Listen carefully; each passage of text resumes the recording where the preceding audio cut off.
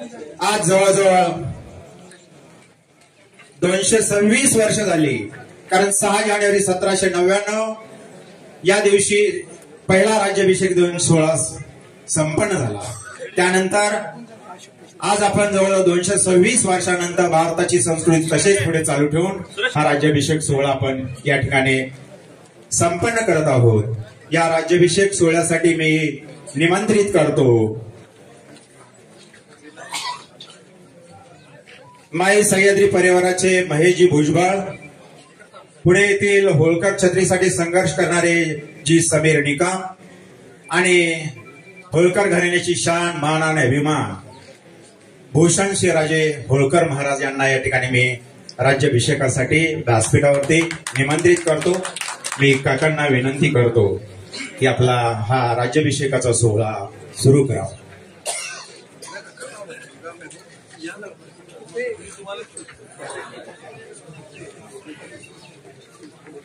माई सह्याद्रीवाले महेशजी भुजबळ, पुण्यातील होळकर छत्री संघर्षासाठी ज्यांनी आपलं अवरात्र कष्ट केले असे समीरजी निकम आणि महाराज भूषणजी होळकर हे व्यासपीठावरती राज्याभिषेकासाठी आजच्या कार्यक्रमाचे प्रमुख मानकरी आहेत. माई भुजबळ कृपया, माई सह्याद्री परिवाराचे महेशजी भुजबळ कृपया ताबडतोब व्यासपीठावरती या.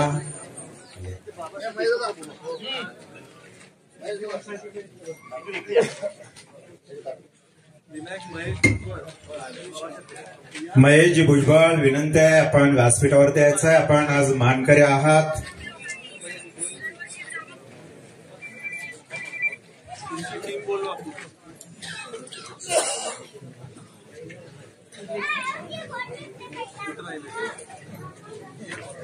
आज या ठिकाणी राज्याभिषेकाचे प्रमुख मानकरी आहेत माई सह्याद्री परिवाराचे महेशजी भुजबळ, पुणे येथील होळकर छत्रीसाठी संघर्ष करणारे समीर निकम आणि भूषण सिंहराजे होळकर महाराज यांच्या उपस्थितीत हा राज्याभिषेक सोहळा संपन्न होणार आहे.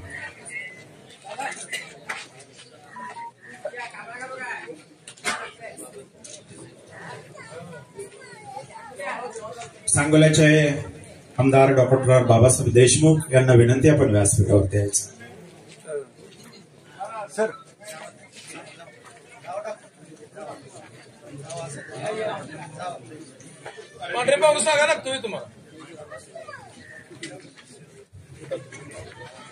शिवाजी महाराजांनंतर स्वतःचा राज्याभिषेक करून घेणारे दुसरे राजे म्हणजे महाराजा यशवंतराव होळकर.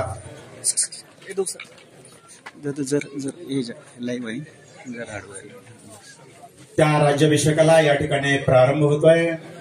मी पुरोहित काकांना विनंती करतो की आपण हा विधिवत सोहळा सुरू करावा. 6 जानेवारी सुरू. श्री गणेशाय नमः. श्रीखण्डं दिव्यं गण्डाट्यं मनोहरं विलेपनं श्रेष्ठ चन्दनं प्रदीयताम् कुङ्कुमतिलकं धृत्वा आचम्यो. मोबाईल देवस्थान करना है, देवस्थान करना है. मी मला व्हिडिओ करणं गरजेचं आहे. बाबा देवस्थान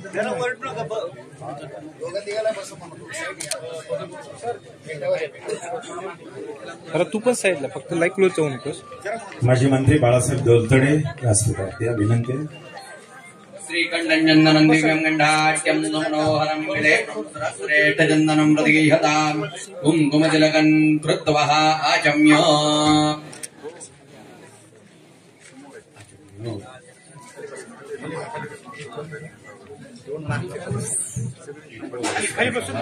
केशवाय नमः. नारायणाय नमः. माधवाय नमः. गोविंदाय नमः. विष्णवे नमः. पुनराचम्य. केशवाय नमः. नारायणाय नमः. माधवाय नमः. गोविंदाय नमः. विष्णवे नमः. त्रिविक्रमाय नमः. वामनाय नमः. श्रीधराय नमः. विशेषाय नमः. वत्सलाभाय नमः. दामोदराय नमः. शंकराय नमः. वासुदेवाय नमः. प्रद्युम्नाय नमः. निरुद्धाय नमः. पुरुषोत्तमाय नमः. मोक्षयाय नमः. नारसिंहाय नमः. अच्युताय नमः. जनार्दनाय नमः. उपेन्द्राय नमः. हरये नमः. श्रीकृष्णाय नमः. श्रीकृष्ण परमात्मने नमः। यो देवस्विदास्माकं धियो धर्मादिगोचरे प्रेरयेतस्य तद्भर्गसत्वरेण्यम् उपास्महे। इष्ट आराध्य कुलदेवता पित्यर्थे ताम्बूलप्रदानं च करिष्ये। इष्ट आराध्य कुलदेवताभ्यो नमः। एतत् भुगीफलताम्बूलं समर्पयामि। साक्षारिद्रा कुङ्कुमं सकलसौभाग्यद्रव्यं समर्पयामि। तेन श्री इष्ट आराध्य कुलदेवता प्रीयतां। वरदमूर्तये श्रीमन्महागणाधिपतये नमः। वक्रतुण्ड महाकाय सूर्यकोटि समप्रभ निर्विघ्नं कुरु मे देव सर्वकार्येषु सर्वदा। महागणाधिपतये नमः। निर्विघ्नं कुरु विष्णुः श्रीमद्भगवतो महापुरुषस्य विष्णुराज्ञया प्रवर्तमानस्य अद्य ब्रह्मणो द्वितीये प्रार्धे विष्णुपदेश्वरद्वारा कल्पे वैवस्वतं नवन्तरे कलियुगव्रतञ्जनने भरतवर्षे भरतखण्डे जाम्बुद्वीपे दण्डकारण्ये गोदावर्याः दक्षिणे देशादि वाञ्छिके रामक्षेत्रे बौद्धावतारे अस्मिन् वर्तमाने व्यवहारिके तिथिर्विष्णुस्तावारो नक्षत्रं विष्णुरेव च योगश्रवणं जैव श्रवणं जगदध्यत्य निवर्तमान एवं गुणविशेषेण विशिष्टायां शुभपुण्यतिथौ वशिष्ठगोत्रोत्पन्नस्य क्षत्रियकुलामतौसम् अहं मम आत्मनः श्रुति स्मृति पुराणोक्त फल प्राप्त्यर्थम् अस्माकं सर्वेषां सह कुटुम्बानां सह प्रजाजनानां क्षेम स्थैर्य धैर्य अभय विजय आयुः आरोग्य ऐश्वर्य अभिवृद्ध्यर्थं श्री राजाधिराज श्रीमंत यशवंतराव महाराज राज्याभिषेक दिन प्रीत्यर्थ अद्य दिने महापूजाम् अहं सकल मनोकामना परिपूर्णता तथा च समस्त राज प्रेरित गडकिल्ले पुनरपि संस्थाप्य सिद्ध्यर्थं करिष्ये। तत्रादु निर्दा सिद्ध्यर्थं महागणपति स्मरणं मुख्यदेवता स्थापनं पूजनं च करिष्ये। वक्रतुण्ड महाकाय सूर्यकोटि समप्रभ निर्विघ्नं कुरु मे देव सर्वकार्येषु सर्वदा। महागणाधिपतये नमः। निर्विघ्नं कुरु। ओम यज्ञेन यज्ञमन्त देवास्तन्धर्माणि ततमान्यासन् देहनकं महिमान् सचिन्तयत्र पूर्वे साध्या सन्ति देवाः। ओम राजाधिराजाय प्रसह्य साहिने नमो वयं वै श्रवणाय कुर्महे। समे कामान् कामकामाय मह्यं कामेश्वरो वै श्रवणो ददातु। ओम श्री राजाधिराज श्री राजेश्वर देवताभ्यो नमः। ध्यायामि ध्याये ध्यानार्थे आवनार्थे आसनस्थाने अक्षरान् समर्पयामि।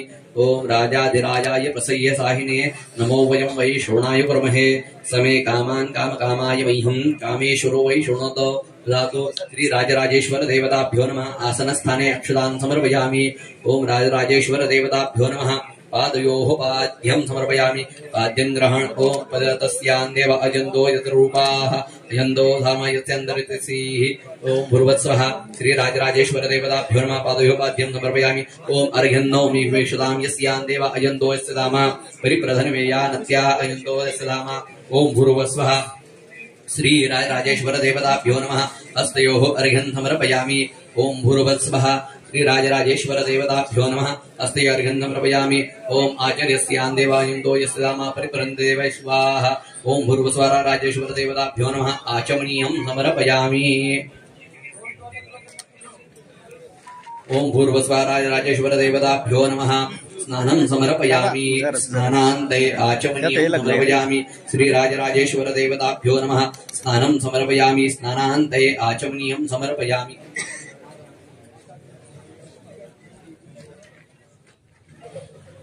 राजराजेश्वर देवताभ्यो नमः। स्नानं समर्पयामि। ओम गंगे यस्यान् देवासु यस्य पुरोडुत्पाः। ओम भूर्वस्वः राजराजेश्वर देवताभ्यो नमः। स्नानं समर्पयामि।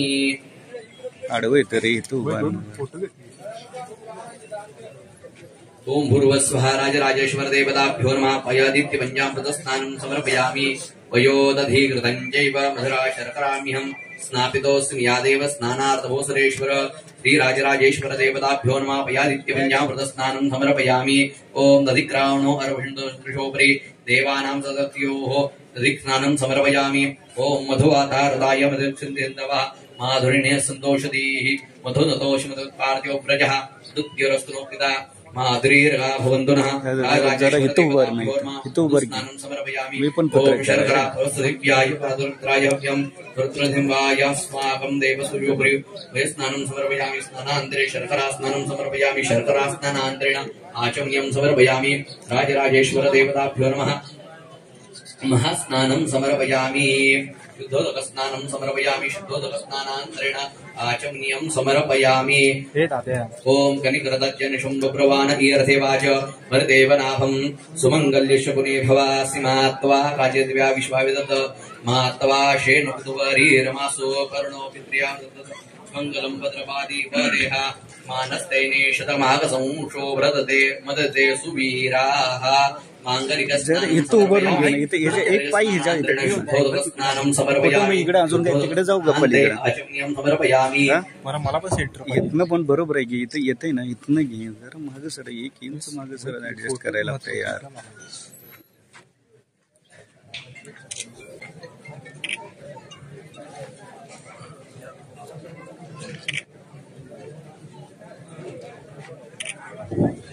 राजराजेश्वर देवताभ्यो नमः वस्त्रोप सर्वभूषादिके सौम्य लोकलज्जा निवारणे वयोवासोदुभ्यं वासि प्रतिगृह्यताम् वस्त्रोप वस्त्रार्थे अक्षदां समर्पयामि वस्त्रयज्ञोपवितान्ते आचमनीयं समर्पयामि विलेपनार्थे चन्दनं समर्पयामि श्रीखण्डं चन्दनं दिव्यं गण्डाढ्यं सुमनोहरं विलेपनं सुरश्रेष्ठचन्दनं प्रतिगृह्यताम्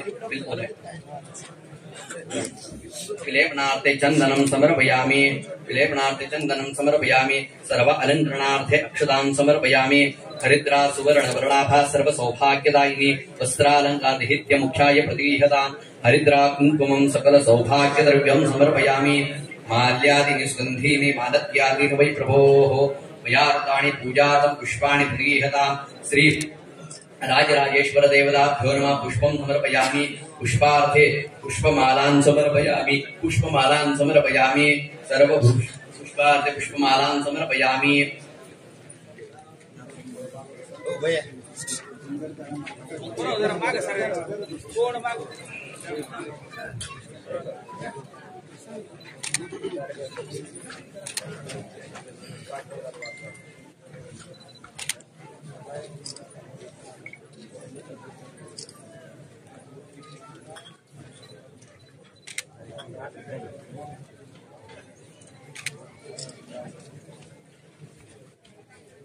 राजराजेश्वर देवताभ्यो वस्त्रोपस्त्राद्यक्षदान् समर्पयामि वस्त्रोपविदान्त्यक्षदान् समर्पयामि वनस्पतिर्मण्डाद्योगण्डोत्तमः आग्रह्य सर्वदेवानां धूपं आग्रह्य सर्वदेवानां धूपोऽयं प्रतिगृह्यताम् ओम भूर्भुवस्सुवः श्रीराजराजेश्वर देवताभ्यो धूपम् आघ्रापयामि एकार्तिकनीलाञ्जनदीपं परिकल्पयामि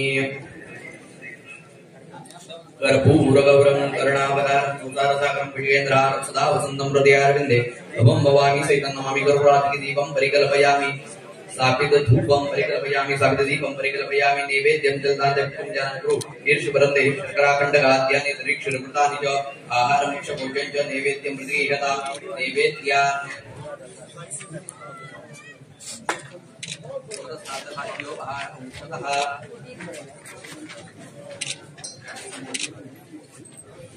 नैवेद्यार्थे भक्षभोज्य नैवेद्यं समर्पयामि सत्येन्द्रव्रतेन परिषुञ्जामि प्राणाय स्वाहा व्यानाय स्वाहा उदानाय स्वाहा समानब्रह्मणे स्वाहा मध्ये प्रार्थनार्जवाण्यं समर्पयामि पुनर्नैवेद्यं समर्पयामि प्राणाय स्वाहा पानाय स्वाहा व्यानाय स्वाहा उदानाय स्वाहा समानाय स्वाहा ब्रह्मणे स्वाहा उत्तराभूषं समर्पयामि हस्तमुखवृक्षं समर्पयामि रोतवर्तनार्थे नमस्कारान् समर्पयामि प्रार्थनान् नमस्कारान् समर्पयामि ओम यज्ञेन यज्ञमिन्द्रदेवा सन्दर्वान् कृतमान्यासन्न देहनाकं महिमानस्य निन्दयत्र पूर्वे साध्यासन्ति देवाः श्री राजराजेश्वर देवताभ्यो नमः ओम महाराजाय राजाय एकदन्ताय अन्नो राज प्रचोदयात् श्री राजराजेश्वर देवताभ्यो नमः महामन्त्रपुष्पाञ्जलिं समर्पयामि नमस्करोमि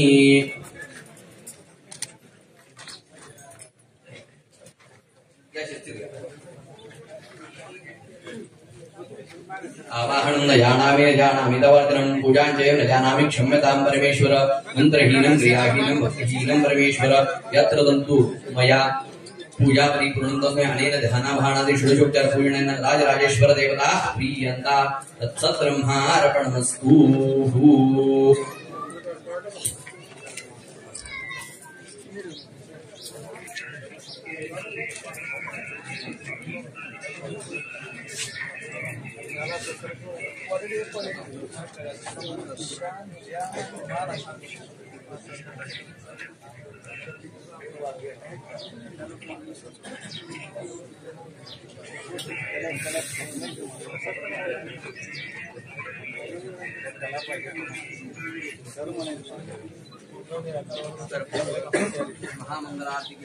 देवं समर्पयामि एकादशीनीलाञ्जनदीपं दर्शयामि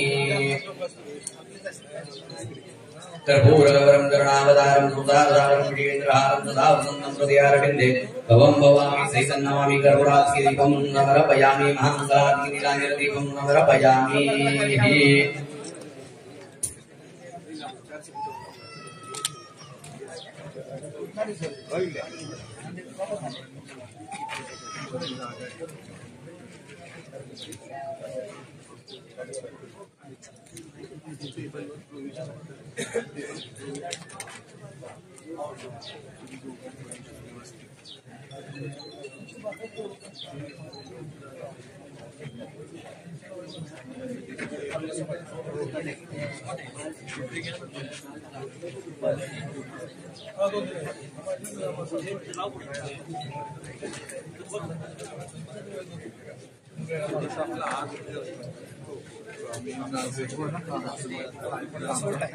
दादा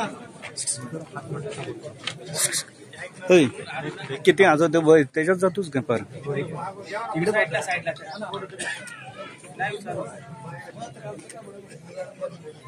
इथून ये म्हटलं तरी घेत नाही. अरे आम्ही फोटोग्राफर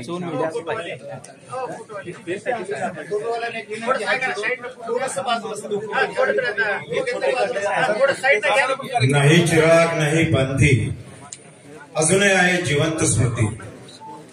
कारण 6 जानेवारी 1799 ला पहिला राज्याभिषेक श्रीमंत महाराजा यशवंतराव होळकर यांनी करून घेतलेला होता. आज जवळजवळ 226 वर्ष झाली. त्यानिमित्ताने आपली भारतीय संस्कृती आपण पुढे चालू ठेवण्यासाठी आपण हा राज्याभिषेक सोहळा या ठिकाणी श्रीमंत महाराजा यशवंतराव होळकर राज्याभिषेक महोत्सव समितीच्या वतीने गेले अनेक वर्ष या ठिकाणी चालू ठेवले. आता हा राज्याभिषेकाचा जो सोहळा आहे तो संपन्न झालेला आहे आणि एक ग्रुप फोटो होईल. आणि ग्रुप फोटो झाल्यानंतर मी मान्यवरांना विनंती करतो आपण नंतर तळी भंडाराचा कार्यक्रम करणार आहोत. ग्रुप फोटो तर व्यासपीठावरून आपण थोडस खाली गेलं तर आपणास मदत होईल अशी मी विनंती करतो. कारण राज्याभिषेक सोहळ्यानंतर आपण या ठिकाणी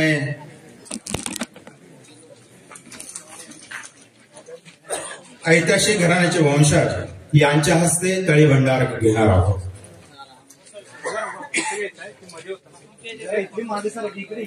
जगाच्या इतिहासात ज्यांची तुलना नेपोलियन बोनापार्ट बरोबर केली जाते त्या महाराजा यशवंतराव होळकरांना इंग्रज शेवटपर्यंत पराजित करू शकले नाही. महाराजा यशवंतराव होळकर हे भारतीय स्वातंत्र्याचे प्रणेते आहेत. यांचा जन्म 3 डिसेंबर 1776 रोजी वापगाव तालुका खेड येथील होळकरांच्या भुईपेठ किल्ल्यात झाला. सगळे समोर प्लीज समोर. फोटोग्राफी झाल्यानंतर कृपया विनंती आहे, नम्र विनंती, कृपया आपण तळी भंडाराचा कार्यक्रमाला आपला व्यवस्था जे आहे कृपया सहकार्य करायचे. सर्वांनी खाली जाऊन आसनस्थ व्हावं ही विनंती आहे.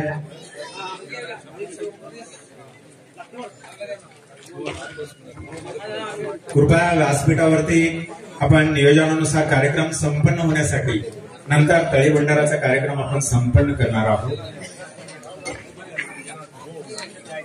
मी होळकर घराण्याचे जे वंशज आहेत त्यांना या ठिकाणी तळी भंडाराच्या प्रतिनिधी म्हणून एक प्रतिनिधी म्हणून मी निमंत्रित करतो की आपण व्यासपीठावर द्यायचं.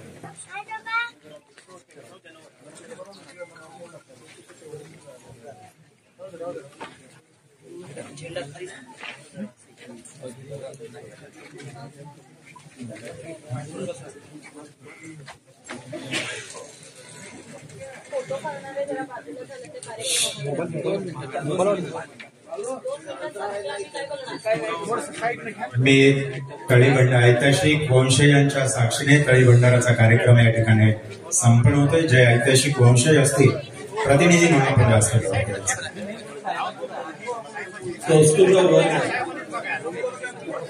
अजून कोणी सरदार घराण्यातली मंडळी जर राहिली असेल तर त्यांनी वर यावं. सगळेजण आलेले. सरदार घराण्यातील कोण वंशज असतील कृपया राहिले असतील प्रतिनिधी म्हणून आपण वरती यावे विनंती आहे महाराजांची.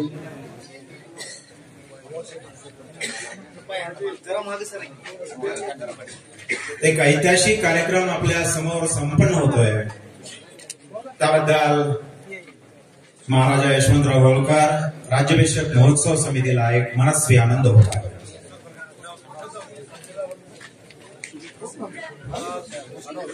लोखंडे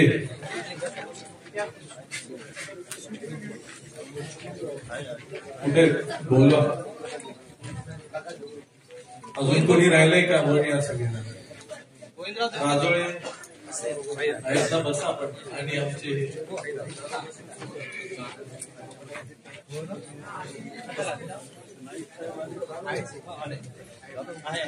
बाबू तू थोडा बाजूला होतो. दोनच मिनिटं केवढा कसा हो दादा 2 मिनिटं. एक तरी होते फक्त झालं आणि इथं ठेवा नाही तर कृपया फोटोग्राफर सहकार्य करा विनंती. पाठीमागच्या लोक विनंती. येळकोट येळकोट जय मल्हार. बोल सदानंदाचा येळकोट. हर हर महादेव. चिंतामणी मोरया आनंदीचा उदे उदे. सोन्याची जेजुरी मोत्याचा तुरा कमरी गंधोरा बेंबी हिरा पायी तोडा मखमली जोडा अंगावर शाल सदाही लाल. देवा मल्हारी निळ्या घोड्यावर शिकार करी दुपार वेळी म्हाळसा सुंदरी आरती करी नाना परी. खोबऱ्याचा खटका भंडाऱ्याचा भडका. बोल सदानंदाचा येळकोट.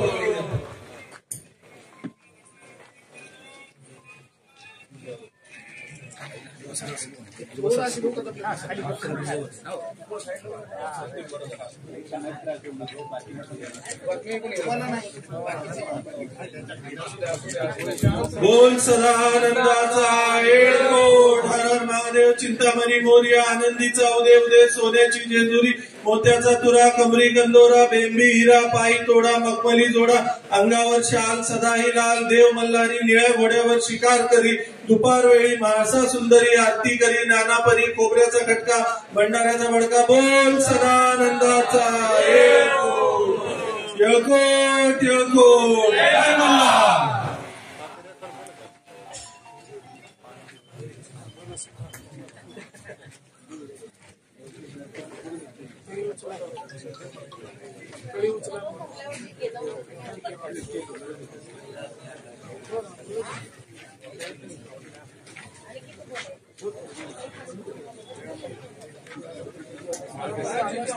येळकोट येळकोट येळकोट येळकोट. जय मल्हार.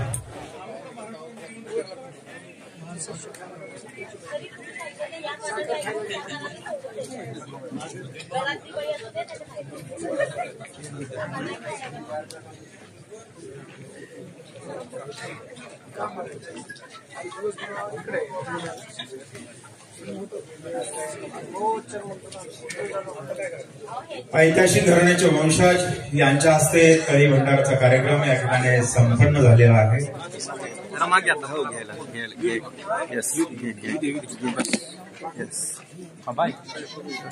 एक मला फोटो घेतो. घे घे काही नाही. ओके समोर बघा. समोर हो हो बरोबर. महाराज साहेब सगळे समोर.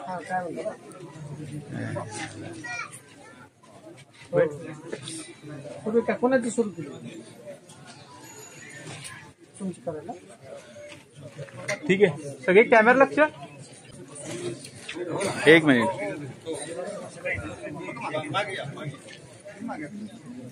येळकोट येळकोट जय मल्हार. येळकोट येळकोट जय मल्हार. महाराजा यशवंतराव होळकरांचा विजय असो. महाराजा यशवंतराव होळकरांचा विजय असो. येळकोट येळकोट जय मल्हार. येळकोट येळकोट जय मल्हार. आता एकच ललकार श्रीमंत महाराजा यशवंतराव होळकरांचा जय जयकार. राजराजेश्वर महाराजाधिराज महाराजा यशवंतराव होळकरांचा हर हर महादेव हर हर महादेव. राजराजेश्वर महाराजाधिराज महाराजा यशवंतराव होळकरांचा हर हर महादेव. येळकोट येळकोट जय मल्हार. या ठिकाणी राज्याभिषेक सोहळा आणि तळीभंडार सोहळा संपन्न झालेला आहे.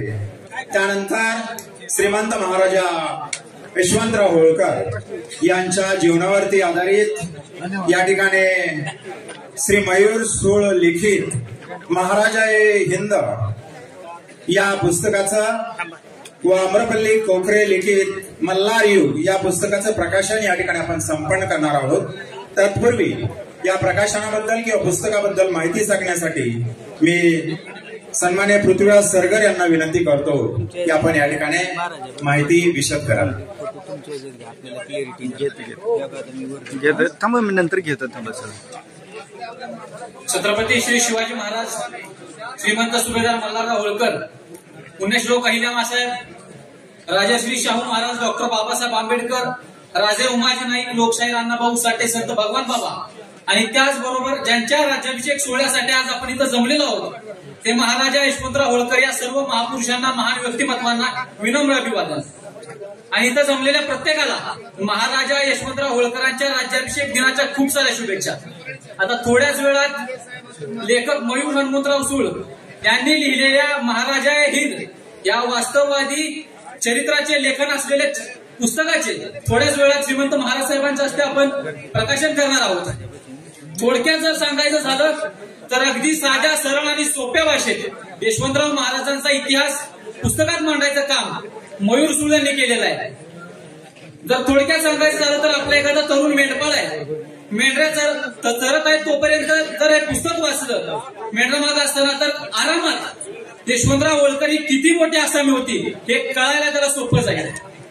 आणि यशवंतराव महाराजांबद्दल जर थोडक्यात सांगायचं झालं तर काळाच्या साखळ्या यशवंतराव महाराजांना कधीही बांधून ठेवू शकल्या नाहीत. क्षमतेच्या सीमा यशवंतराव महाराजांना कधी अडकवून ठेवू शकल्या नाहीत. जय पराजय या चौकटीत ते बसत नाहीत. हारणं जिंकणं ह्याच्यापेक्षा यशवंतराव होळकरांमधला योद्धा कितीतरी पटीनं मोठा आहे. आणि जर यशवंतराव होळकरांची निष्ठा, तेजस्वी निष्ठा बाजीरावांना ओळखता आली नाही, दौलतराव शिंद्यांना त्यांच्यासारखा पराक्रमी सहकार्य आपल्याला लाभलाय हे कळालं नाही, हे त्यांच्यात दुर्दैव आहे. कारण यशवंतराव महाराजांनी वयाच्या 20 स्वतःचा राज्याभिषेक करून घेतला. ही उंची बाजीरावांना आणि दौलतराव शिंद्यांना गाठता आली नाही. त्यामुळं वयाच्या 23व्या वर्षी 1776चा जन्म आणि 1799ला स्वतःचा राज्याभिषेक, वयाच्या 23व्या वर्षी यशवंतराव महाराजांनी स्वतःचा राज्याभिषेक करून घेतलेला आहे. अभिषिक्त महाराजा ते झालेले आहे 23व्या वर्षी. आज मयूर सूळने पुस्तक लिहिलं, 20च्या वयात त्याने पुस्तक लिहिलं. पुस्तक लिहित असताना यशवंतराव महाराजांबद्दल जर बोलायचं झालं तर आज पुस्तकाची पानं चालणाऱ्या आणि त्या पानांवरून नजर फिरवणाऱ्या प्रत्येक तरुणासाठी यशवंतराव होळकर हे हिरो आहेत. आणि त्यामुळं यशवंतराव महाराजांचा आदर्श घेऊन आपण कार्य केलं पाहिजे. यशवंतराव महाराज हे मुळातच मोठे आहेत. यशवंतराव महाराजांची तुलना करताना, यशवंतराव महाराजांना मोठे दाखवत असताना कुठंतरी नेपोलियन सोबत आपण तुलना करतो. पण जर आपण बघितलं तर नेपोलियनचं राज्य आहे फ्रान्स. महाराष्ट्रातल्या 4 ते 5 जिल्ह्यांइतकं ते फ्रान्स. आणि यशवंतराव महाराजांनी जर आपण बघितलं तर तिकडं मालवा प्रांत, राजस्थान, पंजाब यापर्यंत राज्य केलं दक्षिणेने. जर फ्रान्समध्ये महाराष्ट्राच्या 5 जिल्ह्यांची क्षमता असलेल्या क्षेत्रफळावर जर तो राज्य करून जगज्जेता आपण त्याला म्हणत असू, तर ज्या यशवंतराव महाराजांनी एवढ्या मोठ्या प्रदेशावर राज्य केलं त्यांचा इतिहास आपल्याला किती प्रमाणात माहिती आहे त्याचा विचारात येणं गरजेचं आहे. यशवंतराव महाराजांची आपण त्यांच्यासोबत तुलना करतोय, पण तुलना करत असताना यशवंतराव महाराजांच्या वाट्याला जो संघर्ष आला तो संघर्ष नक्कीच नेपोलियनच्या वाट्याला आला नाही. ज्या यशवंतराव महाराजांनी अहिल्यादेवींना बघितलं, अहिल्यादेवींना बघत ते मोठे झाले, त्या अहिल्यादेवींचं निधन झालंय, तुकोजीरावांचं निधन झालंय. मल्हार गर्दीच्या त्या इतिहासातल्या प्रसंगात स्वतःचे सहकार्य असलेल्या शिंद्यांनी आणि पेशव्यांनी होळकरांची दौलत ही आपल्या कशात घालायची, त्या लालसे पोटी मल्हार गर्दीचा तो प्रसंग घडवून आणला. आणि त्या प्रसंगात मल्हारराव होळकरांचा खून झाला, यशवंतराव महाराजांच्या मोठ्या भावाचा खून झाला. या प्रसंगातनं यशवंतराव महाराज आणि विठोजी महाराज ते कसे तरी बचावले. विठोजी महाराज तिकडं पंढरपूरला, सोलापूरला गेले, यशवंतराव महाराज इकडे जेजुरीला आले. जेजुरीला आले त्यावेळी त्यांना माहिती सुद्धा नव्हतं की इकडे विठोजी जिवंत आहेत का नाही, परत आमची भेट होईल का नाही. पण या परिस्थितीत त्यांनी राकेतनं साम्राज्य निर्माण केलं. जेजुरीला गेले. जेजुरीला आपण जर म्हणतो की घराबरोबर वासे फिरतात, त्याप्रमाणे यशवंतराव महाराजांना त्यांच्या चाकरांनी, होळकरांच्या चाकरांनी देखील मदत करायला टाळाटाळ केली. का तर यशवंतराव महाराज त्यावेळी राजपुत्र नव्हते आणि गादीवर काशीराव होते. टाळाटाळ केली मदत करायला. त्यावेळी एका ब्राह्मणाने यशवंतराव महाराजांना 400 रुपये दिले. ते 400 रुपये दिले. त्या 400 रुपयांपासून एका घोडीपासून चालू झालेला प्रवास हा इंग्रजांविरुद्ध देशामध्ये मोर्चे बांधणी करण्यापर्यंत यशवंतराव महाराजांनी केला. जेजुरीला गेल्यानंतर त्यानंतर ते नागपूरला गेले. नागपूरला गेल्यानंतर त्यांना वाटलं की नागपूरचे जे भोसले आहेत ते आपल्याला सहकार्य करतील, आपले त्यांचे जुने संबंध आहेत. पण नागपूरच्या भोसल्यांनी सुद्धा त्यांना सहकार्य केलं नाही. बाजीरावांच्या आणि दौलतरावांच्या दबावाखाली येऊन त्यांनी यशवंतराव महाराजांना नजरकैदेत ठेवलं. त्या नजरकैदेत यशवंतराव महाराज बचावले, कसे तरी बाहेर आले. तिथनं ते धारला आले. धारचे राजे होते आनंदराव पवार. त्या आनंदराव पवारांचे जे दिवाण होते रंगनाथ ओळेकर, त्या रंगनाथ ओळेकरांनी आनंदराव पवारांविरोधात बंड केलं. आणि त्या बंडात दोघांचं जे युद्ध झालं, त्या युद्धात आनंदराव पवारांची बाजू युद्धात भक्कम केली ती यशवंतराव होळकरांनी. त्या दोघांमध्ये जे युद्ध झालं त्या युद्धात यशवंतराव महाराजांना ज्यावेळी लक्षात आलं की आपल्या पुढे जे पठाण आहेत ते पूर्वी होळकरांच्या सैन्यात होते, म्हणजे रंगनाथ ओळेकरांच्या बाजूला जे पठाण लढत आहेत ते पूर्वी होळकरांच्या सैन्यात होते. यशवंतराव महाराजांनी सरळ त्याला एक पत्र लिहिलं. आणि होळकरांच्या बाबतीत एक विषय असा आहे की पत्रांच्या बाबतीत जर आपण बघितलं, होळकरांची पत्रे काही साधी नाही. अहिल्यादेवींनी राघोबादादांना पत्र लिहिलं. त्या पत्रावर काय झालं, राघोबादादांनी काय केलंय आपल्या सगळ्यांना माहिती आहे. एका पत्रावर राघोबादादा माघारी फिरलं. यशवंतराव महाराजांनी त्यांना पत्र लिहिलं की भलेही तुम्ही पवारांच्या विरुद्ध लढत आहात, पण याद राखा यशवंतराव होळकरांची आज्ञा आहे, जर हाती आला तर यमसदनी धाडू. म्हणजे या बसा चर्चा करू, बसून मिटवू असा विषयच नाही. जो या महाराष्ट्राच्या, या देशाच्या, या भूमीच्या विरोधात जाईल, मराठा साम्राज्याच्या विरोधात जाईल, त्याला सरळ यमसदनी धाडायची यशवंतराव महाराजांची विचार होते. पण हा यशवंतराव महाराजांचा विचार जर आपण बघितलं त्यानंतर देखील या युद्धाबाबत लिहिताना संपतीराय भंडारी यांनी भारत के देशी राज्य या पुस्तकात लिहिलं की यशवंतरावांची वीरता आणि बुद्धिमत्ता या फक्त जोरावर आनंदरावांनी ते युद्ध जिंकलं. आणि प्रचंड वीरता आणि बुद्धिमत्ता असलेला असा हा माझा राजा आहे. वयाच्या 23व्या वर्षी राज्याभिषेक केला. 23व्या वर्षी आज आम्हाला सेटल होता येत. यशवंतराव महाराजांनी 23व्या वर्षी राज्याभिषेक केलाय. अनेक युद्ध चालू होती या दरम्यान. 25 ऑक्टोबर 1802 जे हडपसरचं युद्ध झालं त्या युद्धात काय झालं आपल्याला माहितीये. सैन्याचा जो पराभव आहे, दौलतरावांच्या आणि पेशव्यांच्या संयुक्त सैन्याचा पराभव यशवंतराव होळकरांनी केला. त्या युद्धात जो पराभव झाला त्या पराभवात अक्षरशः शिंद्यांचं सैन्य मैदानातून पळून गेला आणि स्वतः बाजीराव त्या मैदानातून तिथून पळून गेले. सिंहगडाच्या पायथ्याशी गेले. त्यानंतर ते वसईला गेले. इंग्रजांची युद्ध केला. यशवंतराव महाराज त्यांना पत्र पाठवत राहिले की तुम्ही या पुण्याच्या पेशवेपदाच्या गादीवर बसा. पण ते काय यशवंतराव महाराजांच्या भीतीने आले नाही. त्यावेळी जर यशवंतराव महाराजांनी उठाव केला नसता तर आज हा राज्याभिषेक इथं झाला नसता. त्यावेळी होळकरांचा निर्वंश करायचा हाच विचार शिंद्यांनी आणि पेशव्यांनी केलेला. जर त्यावेळी तो निर्वंश झाला असता आणि यशवंतराव महाराजांनी उठाव केलाच नसता तर हा राज्याभिषेक झाला असता का? नसता झाला. पण तो राज्याभिषेक करायचं काम यशवंतराव महाराजांनी केलं. शिवाजी महाराजांच्या आणि पुण्यश्लोक अहिल्यादेवीच्या विचारांवर चालायचं काम यशवंतराव महाराजांनी केलं. शिवाजी महाराजांना देखील प्रचंड त्रास झाला, महाराजांच्या राज्याभिषेकाला देखील प्रचंड विरोध झाला. नंदांत क्षत्रिय कुल म्हणजे नंद राजाचा ज्यावेळी अंत झाला त्यावेळी क्षत्रिय कुळाचा अंत झाला. भगवान परशुरामानं सगळी पृथ्वी निक्षत्रिय करून टाकली. त्यामुळे राजतेजाचा राजवंशाचा एकही क्षत्रिय शिल्लक नाही. त्यामुळे शिवाजी महाराजांचा राज्याभिषेक होऊ शकत नाही असं कोण म्हणालं तर धर्म म्हणजे आमच्या बापाची जागीरदारी आहे असं ज्यांना वाटत होतं त्यांनी शिवाजी महाराजांच्या राज्याभिषेकाला देखील विरोध केला. पण शिवाजी महाराजांचा राज्याभिषेक झाला कारण त्यांची इच्छा प्रबळ होती आणि रायतेला वाटत होतं की शिवाजी महाराजांनी राजा व्हावं. यशवंतराव महाराजांच्या बाबतीतही तेच झालं. यशवंतराव महाराजांचा देखील राज्याभिषेक होत असताना होळकरांचा निर्वंश करायचा म्हणून शिंद्यांनी आणि पेशव्यांनी ज्या पद्धतीनं कटकारस्थान केलं त्या कटकारस्थानातून यशवंतराव महाराज बाहेर आले आणि साम्राज्याची निर्मिती आणि यशवंतराव होळकरांनी होळकरशाहीला पुनरुज्जीवित करण्याचं काम केलं. आज यशवंतराव महाराजांनी मोठ्या प्रमाणात इंग्रजांविरुद्ध लढाया लढल्या. मुकुंदरा असेल, भरतपूर, डीग, फारुखाबाद इथं मोठ्या प्रमाणात यशवंतराव महाराजांनी इंग्रजांविरुद्ध लढाया लढल्या. आणि या लढाया लढत असताना इंग्रजांचं ज्या पद्धतीनं पैशाचं नुकसान होत होतं म्हणजे एकतर होळकर नेस्तनाबूत सुद्धा होईना आणि एका बाजूला त्याचा पराभव सुद्धा होईना. अशा परिस्थितीत नुसतं ईस्ट इंडिया कंपनीचे जे पैसे होते ते कुठंतरी बर्बाद होत होते. हे ज्यावेळी ईस्ट इंडिया कंपनीला लक्षात आलं त्यावेळी त्या कंपनीनं यशवंतराव महाराजांविरुद्ध जे मोठ्या प्रमाणात लढाया लढत होते ते वेलस्ली, त्या वेलस्लीची बदली पुन्हा इंग्लंडला केली. आणि त्यावेळी सुद्धा होळकर नेस्तनाबूत झाले नाही आणि आजही आणि येणाऱ्या काळामध्येही होळकर कधीही नेस्तनाबूत होणार नाही. आणि मेल्यानं आईचं दूध घेऊन होळकर काही जन्माला आलेले नाही. आणि होळकरांना जर नेस्तनाबूत करायचा असेल तर तो नक्कीच कोणाच्या विचारात येण्याचा भाग नाही. आणि जर आपण पाहिलं शिखांसोबतही यशवंतराव महाराजांचे चांगले संबंध होते. आता शिखां संबंधातले जे यशवंतराव महाराजांचं लिखाण आहे ते नक्कीच खूप वर्ष झालं आपल्या समोर आलेलं नाही. ते लिखाण यशवंतराव महाराजांचं शिखांसोबतचे कसे संबंध होते ते मयूर सुळे यांनी या पुस्तकात आपल्या समोर मांडलेले आहे. म्हणजे यशवंतराव महाराज हे शीख धर्माची भिक्षा सुद्धा घ्यायला निघालेले, शीख धर्म सुद्धा स्वीकारणार होते. हे या पुस्तकात आपल्याला मयूर सुळे यांनी आपल्या समोर मांडलेलं आहे. यावेळी यशवंतरावांनी शीख धर्माचा भिक्षा घ्यावी आणि आपल्या धर्मात यावं यासाठी अक्षरशः शीख धर्माच्या धर्मगुरूंनी मोठ्या प्रमाणात राजा रणजित सिंहाकडे विनवण्या केल्या की यशवंतरावांसारखा एक अजिंक्य योद्धा आपल्या धर्मात जर येत असेल तर त्याला आपण घ्यावं आणि या संबंध हिंदुस्थानात शिखांच्या वर्चस्वाखाली आपण काम करावं. पण त्यावेळी ते जुळून आलं नाही.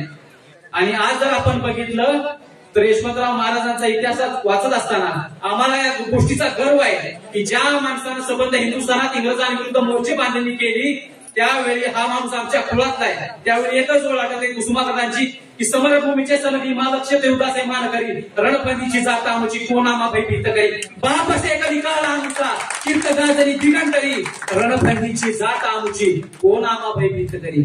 आज आपण बघतोय गेल्या वर्षभरापूर्वी या किल्ल्याची अवस्था काय होती. आज श्रीमंत महाराज साहेबांच्या नेतृत्वामध्ये त्यांच्या पुढाकाराने त्या किल्ल्याचं बदललेलं स्वरूप आपण आज पाहतोय. किल्ल्यासोबतच खडकीच्या होळकर छत्रीचा देखील महाराज साहेबांनी समाज बांधवांच्या पाठीशी खंबीरपणाने उभे राहून त्याला देखील राज्य संरक्षित स्मारक करायचं काम श्रीमंत भूषणसिंहराज होळकरांनी केलं. हे करत असताना मोठ्या प्रमाणात समाज बांधवांचा त्यांना आधार, समाज बांधवांना सहकार्य करायचं काम त्यांनी केलं. त्यामुळे शेवटला जाता जाता एवढं सांगतो की वाकिफ नाही जो लोक सफर के उसूल से साये की भीख मांग रहे बबूल से और तू सफर में इस एतमाद पर उभरेगी मंजिले तेरे कदमों की धूल से. त्यामुळे पुन्हा एकदा सर्वांना महाराजा यशवंतराव होळकर यांच्या राज्याभिषेक दिनाच्या खूप साऱ्या शुभेच्छा. जय हिंद, जय महाराष्ट्र, जय मल्हार. धन्यवाद सरकारजी. आपलं नावच पृथ्वीराज आहे. पृथ्वीवरती महाराजा यशवंतराव होळकरांनी काय केलं ते आपण सांगितलं. वाचाल तर वाचा अशा रीतीने आपण या ठिकाणी पुस्तकाचं प्रकाशन करतोय. मी मान्यवरांना विनंती करतो की श्री मयूर सुळ लिखित महाराजा हिंद या पुस्तकाचं प्रथम प्रकाशन करा. सर्व मान्यवरांना विनंती आहे. माननीय आमदार साहेब, शेडगे साहेब, ताजूर गावडे साहेब, विनंती आहे आपण व्यासपीठावर जे आहेत मान्यवर त्यांना विनंती आहे. आपण सुरुवातीला श्री मयूर सुळ लिखित महाराजा हिंद या महाराजा यशवंतराव होळकर यांच्या पुस्तकाचं प्रकाशन करतोय. सर्वांनी टाळ्या वाजवून या ठिकाणी स्वागत करायचं आहे.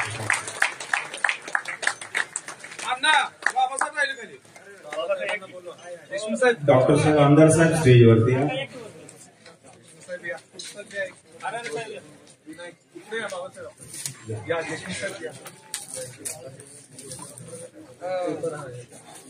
महाराजा यशवंतराव होळकर यांच्या जीवनावरती आधारित महाराजा हिंद हिंदुस्थानमध्ये या महाराजांनी काय केलं याबद्दलची माहिती या पुस्तकामध्ये आहे. आत्ताच या ठिकाणी आपल्या पृथ्वीराजांनी सांगितलं की पुस्तक वाचल्याशिवाय आपण बोलू शकत नाही, त्यामुळे वाचाल तर वाचाल. या पुस्तकाचं महाराज हे हिंद या पुस्तकाचं या ठिकाणी प्रकाशन झालेलं आहे.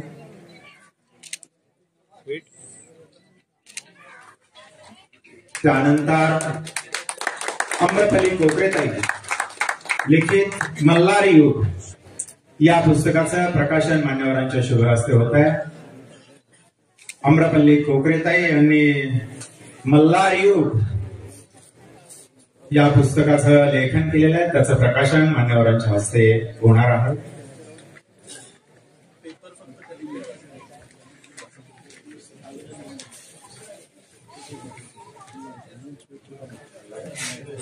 मल्हारी त्या पुस्तक प्रकाशन मान्यवरांच्या शुभ हस्ते होतं.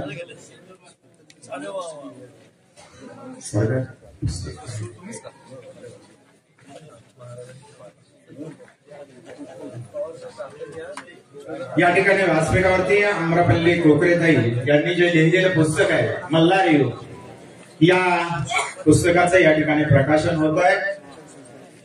एक पुस्तक 1000 मित्रापेक्षा श्रेष्ठ असतं, त्यामुळे पुस्तकामध्ये इतिहास लिहिलेला आहे आणि हा इतिहास आपण जर वाचला येथे काय घडलेलं आहे याला इतिहास असे म्हणतात.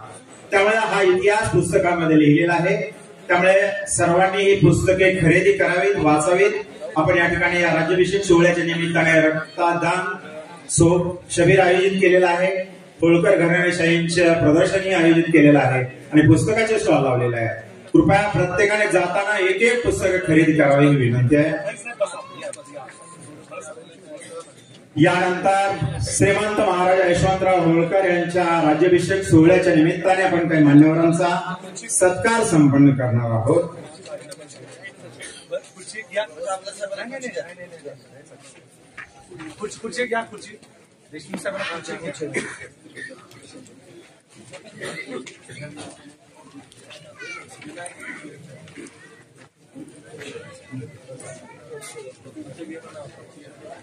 ज्यांनी या राज्याभिषेक सोहळ्याच्या निमित्ताने रक्तदान केलेलं आहे त्यांना प्रमाणपत्र महाराजांच्या साहेबांच्या हस्ते या ठिकाणी आपण प्रदान करणार आहोत.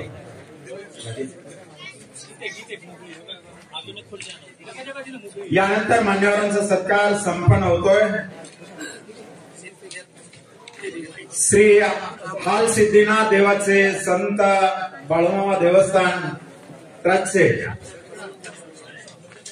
आत्मापूर भाकणुकीचे प्रमुख मानकरी संत कृष्णात बाबूराव ढोणे महाराज यांचा श्रीमंत भूषणसिंह महाराज यांच्या हस्ते सत्कार संपन्न होतोय.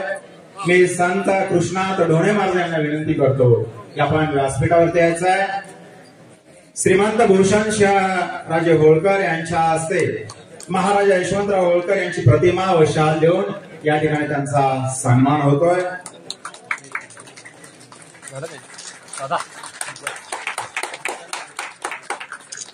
एक मिनिट समोर इकडे कॅमेरा लुक. होळकर घराण्याची ऐतिहासिक समाधी खडकी येथे होळकर पुलाजवळ त्या ठिकाणी त्या समाधीवरती चुकीच्या पद्धतीने अतिक्रमण झालं होतं. ती समाधी राखण्याची आणि सांभाळण्याची जबाबदारी आपल्या सर्व समाज बांधवांची होती, सर्व भारतवासियांची होती. त्यांनीच ती समाधी नष्ट करण्याचा प्रयत्न केला होता. त्या समाधी स्थळाच्या बचावासाठी ज्यांनी आपल्या प्राणापासून संघर्ष केलेला आहे असे श्री समीरजी निकम यांचा या ठिकाणी श्रीमंत भूषणसिंह महाराजांच्या हस्ते सन्मान होतोय. मी समीरजी निकम समाधी जतन करण्यासाठी त्यांनी संघर्ष केला, त्यांचा या ठिकाणी सन्मान होतोय. त्यानंतर या ठिकाणी आपले श्रीमंत भूषणसिंह महाराज होळकर हे स्वतः आर्किटेक्ट आहे. गेल्या अनेक वर्षापासून हा जो किल्ला आहे त्या किल्ल्याचं संवर्धन आणि दुरुस्ती व्हावी यासाठी त्यांनी स्वतः प्लॅन केलेला आहे आणि त्या प्लॅनला मदत करणारे खांद्याला खांदा लावून या ठिकाणी मदत करणाऱ्या आमच्या रणरागिणी आहेत सौ देशमुख मॅडम यांना मी विनंती करतो की आपण आपला सन्मान स्वीकारण्यासाठी व्यासपीठावरती यायचं. त्या देशमुख मॅडम हे स्वतः इंजिनियर आहेत. मी देशमुख मॅडमना विनंती करतो की आपला सन्मान स्वीकारण्यासाठी व्यासपीठावरती यायचं.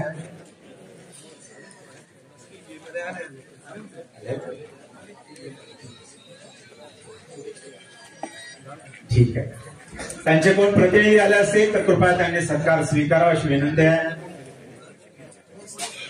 आपण आत्ताच सांगितलं की कोणत्या व्यक्तीचा गौरव हा त्याच्या कुळाने किंवा वंशाने होत नसतो, तो त्याच्या कर्तृत्वाने होत असतो.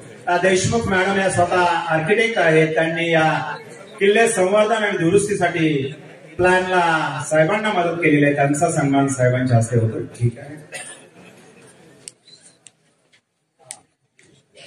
यानंतर मी या ठिकाणी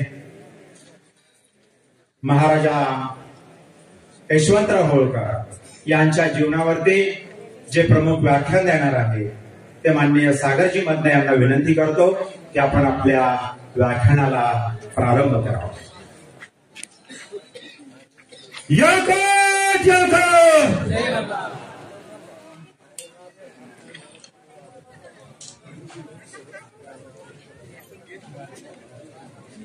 अखंड भारत भूमीचा सर्वात पहिला राजा चंद्रगुप्त मौर्य या हिंदुस्थानच्या मातीमधला सगळ्यात बलाढ्य सम्राट अशोक पारतंत्र्याच्या नगरीत सुद्धा स्वतःच्या रक्ताचा अभिषेक करून मातेच्या चरणावरती स्वराज्याचं आणि स्वातंत्र्याचं पहिलं पुष्प अर्पित करणारा जगाच्या इतिहासातला सर्वोत्तम राजा छत्रपती शिवाजी महाराज.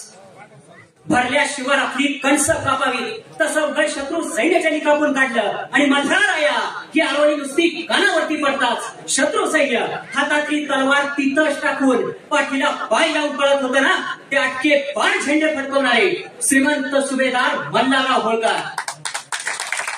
जातीयतेच्या प्रथेला कडाडून विरोध करणारा राजा महाराजा तुकोजीराव होळकर.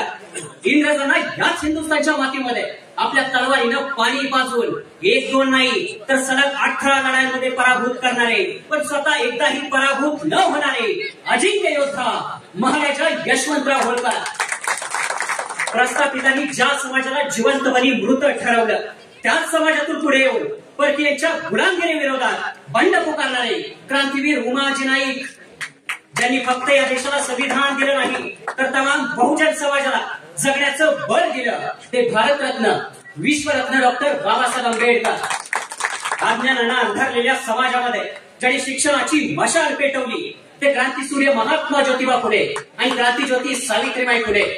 आणि सगळ्यात महत्वाचं म्हणजे त्यागालाही अभिमान वाटावा इतका महान त्याग तुझ्या त्यागानं जागा झाला आम्हा लेकरांचा स्वाभिमान. अशा जागतिक कीर्तीच्या सर्वोत्तम महिला राज्यकर्त्या राजमाता, राष्ट्रमाता, विश्वमाता पुण्यश्लोक अहिल्यादेवी होळकर. बांधवांनो, डॉक्टर बाबासाहेब आंबेडकर असं म्हणाले होते, जो समाज स्वतःचा इतिहास विसरतो तो समाज कधीही इतिहास निर्माण करू शकत नाही, तर तो समाज इतिहास जमा होतो.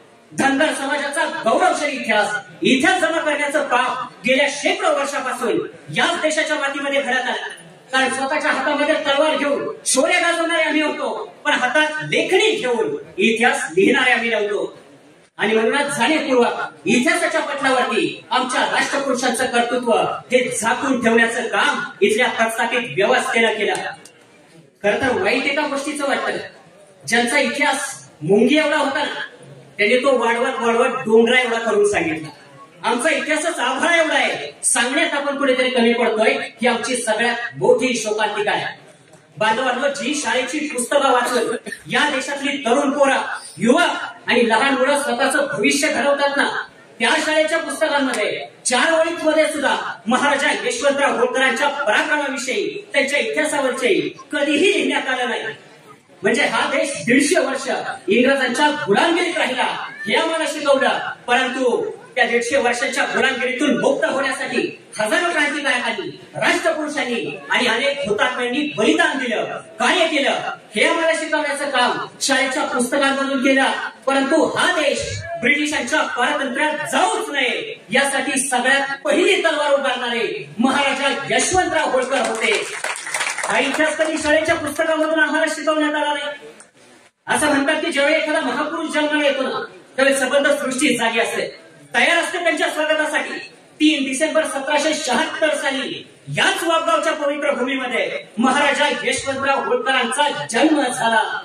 नुसता जन्म झाला नाही, मी म्हणे ती एका क्रांतीची सुरुवात होती. होय, क्रांतीची सुरुवात. कारण इंग्रजांनी या देशाच्या मातीमध्ये स्वतःची पाळंमुळं रोवायला सुरुवात केली होती. त्यावेळेला इंग्रजांना टक्कर देऊ शकेल असा एक योद्धा याच वाघगावच्या मातीमधून, याच वाघगावच्या किल्ल्यामध्ये जन्माला आला होता. त्या योद्ध्याचं नाव म्हणजे महाराजा यशवंतराव होळकर आहे. बांधवांनो, ज्याप्रमाणे छत्रपती शिवाजी महाराजांनी स्वतःचं राज्य स्वतः उभं करून, हिंदवी स्वराज्य उभं करून स्वतःचा राज्याभिषेक करून घेतला ना, त्यानंतरच्या कालखंडामध्ये स्वतःचं राज्य उभं करून स्वतःचा राज्याभिषेक करून घेणारा जर शेवटचा या भूमीवरचा महान राजा कोण असेल ना, तर चक्रवर्ती सम्राट महाराजा यशवंतराव होळकर आहेत. जगभरातल्या इतिहासकारांनी ज्यांच्या कार्याचं, ज्यांच्या पराक्रमाचं, ज्यांच्या युद्धनीतीचं अगदी तोंड भरून कौतुक केलं ना, तो योद्धा म्हणजे महाराजा यशवंतराव होळकर आहे.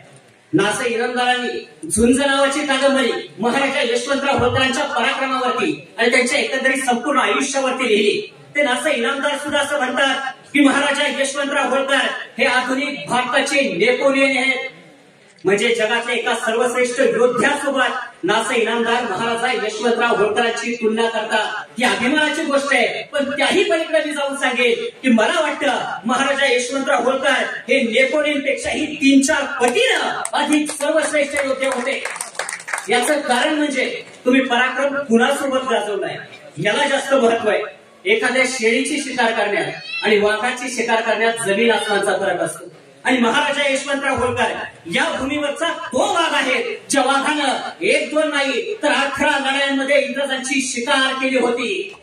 म्हणून महाराजा यशवंतराव होळकर हे मला नेपोलियन पेक्षाही कित्येक पटीनं सर्वश्रेष्ठ योद्धे वाटतात ना, त्याचं हे कारण आहे.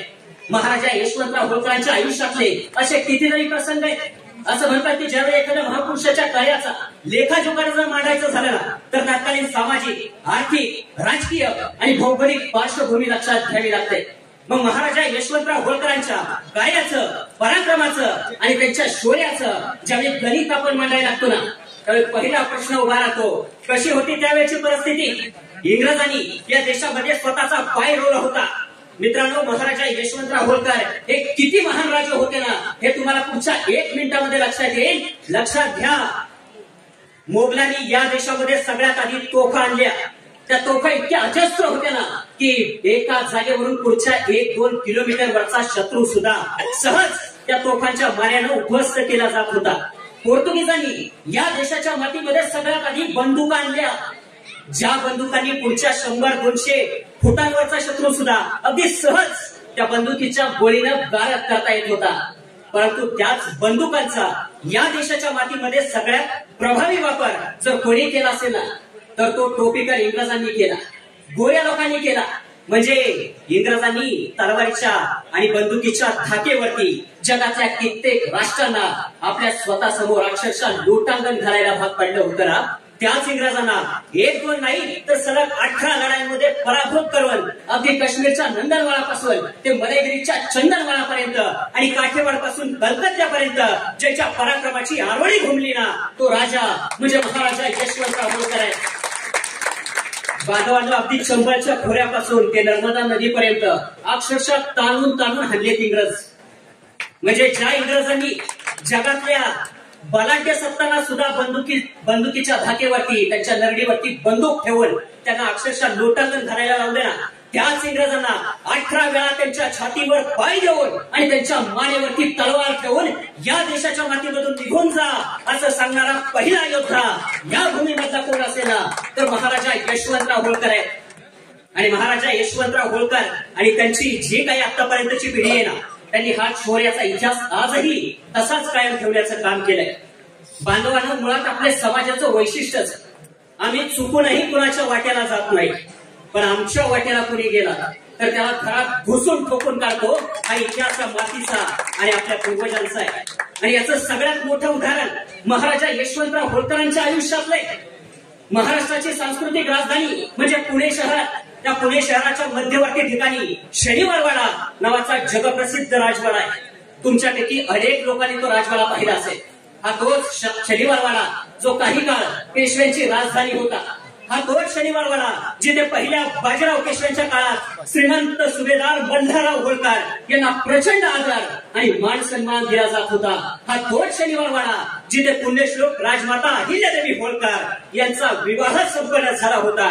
बांधवांनो, त्याच शनिवारवाड्याच्या समोर दुसऱ्या बाजीराव पेशव्यानं महाराजा यशवंतराव होळकरांचे ज्येष्ठ बंधू विठोजीराव होळकर यांना हत्तीच्या पायी देऊन अतिशय क्रूरपणे चिरडून ठार मारलं होतं.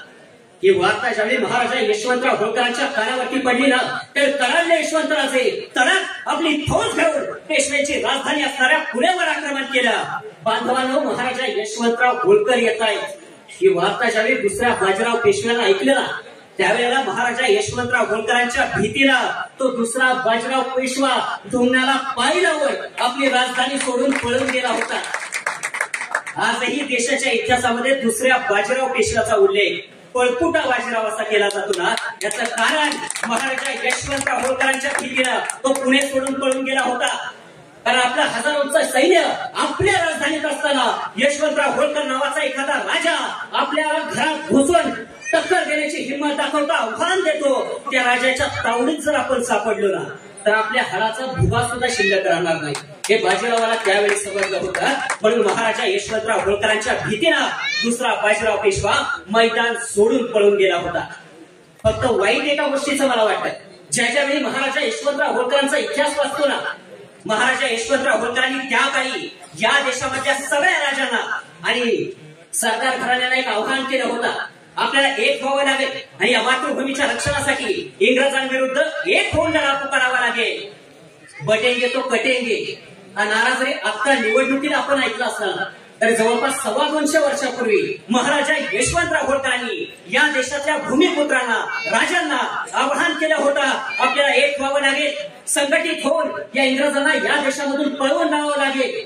पण दुर्दैवानं आपल्याकडे गावाकडे ग्रामीण भाषेमध्ये बरीचशी म्हातारी माणसं पूर्वी सांगायची की चांगल्या कामात माणसांपेक्षा माणसं जास्त आडवी जातात. महाराजा यशवंतराव होळकरांना या देशामधल्या एकाही राजानं आणि एकाही सरदारानं त्यावेळेला साथ दिली नाही. यशवंतराजे एकटे लढले, 1-2 नाही तर सलग 18 लढायांमध्ये ब्रिटिशांना अक्षरशः ताणून मारणारा योद्धा म्हणून जगाच्या इतिहासानं सुद्धा महाराजा यशवंतराव होळकरांचीच नोंद घेतली. हा आपल्या बापजाद्यांचा इतिहास आहे. फक्त ज्यावेळी यशवंतराव होळकरांचं मी कार्य इतिहास पाहतो ना, मला एकाच गोष्टीचं राहून वाईट वाटतं. महाराजा यशवंतराव होळकरांना आयुष्य फार कमी लागलं. फक्त 35 वर्षांचं आयुष्य आणि जगाचा इतिहासच आहे. चांगल्या माणसांच्या वाट्याला आयुष्य फार कमी येतं. अखंड हिंदुस्थानचं आराध्य दैवत छत्रपती श्री शिवाजी महाराज अवघं 50 वर्षाचं आयुष्य जगले. धर्मवीर छत्रपती संभाजी महाराज अवघं 32 वर्षाचं आयुष्य जगले आणि महाराजा यशवंतराव होळकर यांच्या वाट्याला देखील अवघं 35 वर्षाचं आयुष्य आलंय. पण बांधवांनो, या 35 वर्षाच्या आयुष्यामध्ये पुढच्या 35 पिढ्यांना नाही तर पुढच्या 35,000 वर्ष या भूमीतल्या भूमिपुत्रांना जर प्रेरणा देण्याचं काम कोण करेल ना, तर महाराजा यशवंतराव होळकरांचं चरित्र करेल. तर अनेक मान्यवर बोलणार आहेत, मी तुमचा जास्त वेळ घेणार नाही. परंतु या विचारपीठावर खरं तर मागच्या 8 दिवसापूर्वी आदरणीय भूषणसिंह राजे होळकर यांनी मला एक फोन केला होता की महाराजा यशवंतराव होळकरांची जी जन्मभूमी आहे त्याच्या संवर्धनाचं काम सुरू आहे, ते काम बघायला आहे. ते काम ज्यावेळी आम्ही पाहिलं ना, या ठिकाणी होळकरशाहीचं गतवैभव जो जुना ठेवा आहे तो या ठिकाणी आठवून आला. आणि मी अगदी अभिमानानं महाराज साहेब इथून सांगू इच्छितो की आज जरी हा सोहळा महाराजा यशवंतराव होळकरांच्या राज्याभिषेकाचा सोहळा जरी फक्त महाराष्ट्र आणि देशापुरता मर्यादित असेल ना, तरी सुद्धा ज्यावेळी हे संवर्धनाचं काम पूर्ण होईल ना, त्यावेळी हा सोहळा फक्त महाराष्ट्र आणि भारत देशापुरता मर्यादित नसेल तर संपूर्ण जगामध्ये महाराजा यशवंतराव होळकरांच्या राज्याभिषेक सोहळ्यासाठी इथं मान्यवर येऊन उपस्थित राहतील. हे कार्य आज सगळ्यांच्या माध्यमातून, होळकर राजघराण्याच्या माध्यमातून आणि आपल्या सगळ्यांच्या सहकार्याच्या माध्यमातून याच भूमीवरती पार पडत आहे. बांधवांनो, जाताना फक्त एका गोष्टीची आठवण करून देतो आणि मी थांबतो. खर तर आपला इतिहास हा शौर्याचा आहे, त्यागाचा आहे, पराक्रमाचा आहे, अफाट अशा युद्धनीतीचा आहे. पण या इतिहासातून गेली 300 वर्ष झाली, आम्ही खरंच काही शिकलोय का असा प्रश्न माझ्या मनाला पडल्याशिवाय राहत नाही. या देशाची संसद म्हणजे या देशाची पार्लमेंट ही होळकरांनी दान केलेल्या जागेवरती उभी आहे. तिसऱ्या तुकोजी होळकरांनी ब्रिटिश गव्हर्नरला दान केलेल्या जागेवरती या देशाची संसद उभी आहे. याचा आम्हाला आनंदच आहे. परंतु वाईट एका गोष्टीचं वाटतं की ज्या होळकर राजानं दान केलेल्या जागेवरती या देशाची संसद उभी आहे ना, त्याच संसदेत स्वातंत्र्याच्या 75 पेक्षा जास्त वर्षात एकही धनगर खासदार निवडून जाऊ शकला नाही. ही आमची शोकांतिका आहे. आम्ही केवळ सांगतो की 2 नंबरची लोकसंख्या आमची धनगर समाजाची. अरे पण काय साध्य केलं? कधी जागे होणार आम्ही? आमची माणसं आम्हाला मोठी करता आली पाहिजे, तर येणाऱ्या भविष्य काळामध्ये आमचा हा इतिहास महाराष्ट्राच्या घराघरापर्यंत पोहोचू शकेल. तर का या विचारपीठावरती आपण मला बोलण्याची संधी दिली. महाराजा यशवंतराव होळकर यांच्याविषयी बोलण्यासारख्या बऱ्याच गोष्टी आहेत. त्याचा इतिहासच इतका मोठा आहे. मला वाईटही वाटतं की या देशाच्या भूमीमध्ये छत्रपती शिवाजी महाराजांसारखा महान राजा घडून गेला. त्या राजाच्या नंतर शेवटच्या वेळी म्हणजे या देशामध्ये सगळ्यात शेवटी ज्या राजानं राज्याभिषेक केला ना, छत्रपती शिवाजी महाराजांसारखाच गौरवशाली इतिहास या मातीला देऊन जाण्याचं काम हे महाराजा यशवंतराव होळकरांनी केलंय. आणि त्यांनाच राज्याभिषेकाच्या दिनी आपण सगळे जर या ठिकाणी विनम्र असं अभिवादन करूया. या कार्यक्रमाच्या निमित्तानं मला या ठिकाणी बोलण्याची संधी दिली त्याबद्दल मी सगळ्याच आयोजकांचे मनापासून आभार मानतो. होळकर राजघराण्याचे आभार मानतो. विचारपीठावरती सगळ्या समाजातले, धनगर समाजातील तर आहेच, पण तो सगळ्या समाजातील अनेक राजकीय सामाजिक क्षेत्रातील मान्यवर उपस्थित आहेत. मी सगळ्यांना मनापासून धन्यवाद देतो. आणि समोर उपस्थित आपण सर्व समाज बांधव आपल्यालाही मनापासून धन्यवाद देतो. आणि विचारपीठाची रजा घेताना फक्त एकदाच माझ्या मागं जे घोष करूया, बोला येळकोट येळकोट. श्रीमंत सुभेदार मल्हारराव होळकरांचा, चक्रवर्ती सम्राट महाराजा यशवंतराव होळकरांचा, पुण्यश्लोक राजमाता अहिल्यादेवी होळकरांचा. धन्यवाद.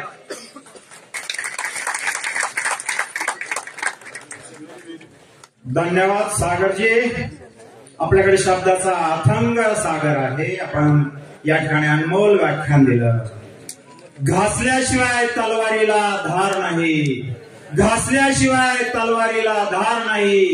हिंदवी स्वराज्याला होळकर घराण्याशिवाय पर्याय नाही, हिंदवी स्वराज्याला होळकर घराण्याशिवाय पर्याय नाही. मी या ठिकाणी एक अभिमानाने सांगतो, श्रीमंत भूषणसिंह राजे होळकर आणि समीरजी निकम यांनी संघर्ष केला. त्यामुळे होळकर घराण्याच्या ज्या समाध्या आहेत त्या सर्व समाजांना राज्य संसारित स्मारक म्हणून या ठिकाणी दर्जा मिळालेला आहे. त्यामुळे या ठिकाणी महाराजांचं आणि सर्व समाज बांधवांचं या ठिकाणी मी आभार व्यक्त करतो. महाराजांचं या ठिकाणी टाळ्या वाजवून आपण स्वागत करायचं. आणि यानंतर होळकर घराण्याची शान, मान आणि अभिमान श्रीमंत भूषणसिंह महाराज होळकर आपणास मार्गदर्शन करतात.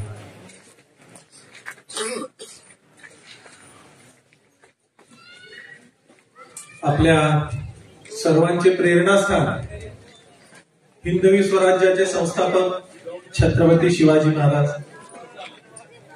ज्या छत्रपती शिवाजी महाराजांचा भगवी पताका ज्यांनी अटके पार नेली ते श्रीमंत सुभेदार मल्हारराव होळकर. स्वराज्याला सुराज्याचं रूप देणाऱ्या, जनतेसाठी कल्याणकारी काम करणाऱ्या पुण्यश्लोक अहिल्यादेवी होळकर.